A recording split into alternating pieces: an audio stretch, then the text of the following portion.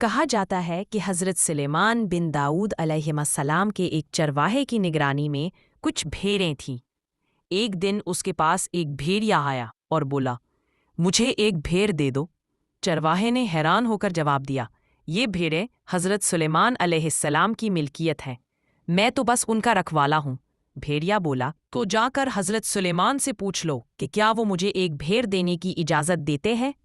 چرواہے نے کہا، مجھے ڈر ہے کہ اگر میں چلا گیا تو تم بھیڑوں پر حملہ کر دو گے۔ بھیڑیا ہنسا اور بولا، جب تک تم واپس نہ آ جاؤ میں خود بھیڑوں کی نگرانی کروں گا۔ اللہ نہ کرے کہ میں خیانت کروں، لیکن اگر میں نے خیانت کی تو میں آخری امت کا قرب قیامت والا ایک آدمی بن جاؤں، یعنی اپنے آپ کو بد دعا دی کہ ہم یعنی موجودہ مسلمانوں کی طرح ہو جاؤں، جو کہ افسوسناک ہے۔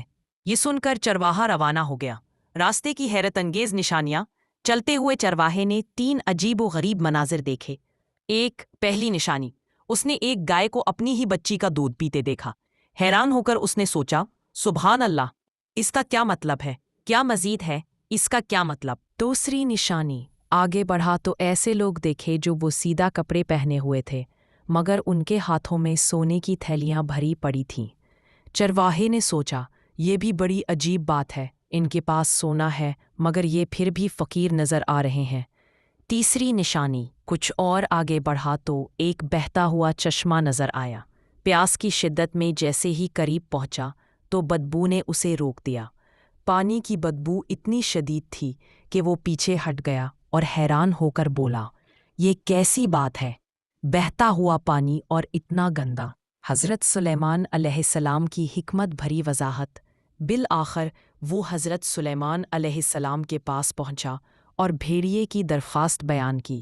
حضرت سلیمان علیہ السلام نے فرمایا، ٹھیک ہے، میں نے اسے اجازت دی کہ وہ ایک بھیڑ چن کر کھا لے۔ چرواہے نے عرض کیا، حکم بجا لاتا ہوں، مگر راستے میں 3 عجیب چیزیں دیکھی ہیں، ان کی حقیقت جاننا چاہتا ہوں۔ پہلی نشانی کا جواب، یہ آخری زمانے کی نشانی ہے۔ مائیں اپنی بیٹیوں کو فتنہ میں مبتلا کریں گی تاکہ خود فائدہ حاصل کر سکیں۔ دوسری نشانی کا جواب، یہ لوگ ڈاکو اور چور ہیں، جو مال حرام سے آتا ہے اس میں بر جائے گی۔ تیسری نشانی کا جواب، یہ بھی آخری زمانے کے نام نہاد دیندار ہے۔ دور سے دیکھو تو ان کا لباس دینداری کا ہوگا، مگر جب قریب جاؤ گے تاکہ کچھ سیکھ سکو تو پاؤ گے کہ وہ دنیا اور فحشات میں ڈوبے ہوئے ہیں۔ یہ سن کر چرواہے نے تڑپ کر کہا، میں اس زمانے کے فتنے سے اللہ کی پناہ مانگتا ہوں۔ بھیڑیے کی حیران کن دیانت داری چرواہا واپس آیا تو دیکھا کہ بھیڑیا واقعی بھیڑوں کی نگرانی کر رہا تھا۔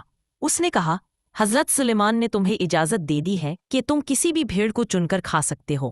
بھیڑیا نے بھیڑوں پر نظر دوڑائی اور ایک کمزور بیمار بھیڑ کو چن لیا۔ چرواہے نے حیرت سے پوچھا، تم نے یہی بھیڑ کیوں چنی؟ بھیڑیا بولا، چونکہ یہ اپنے رب کی تسبیح سے غافل تھی۔ جو اپنے رب کے ذکر سے غافل ہو وہ بہت بڑی آزمائش میں ہوتا ہے۔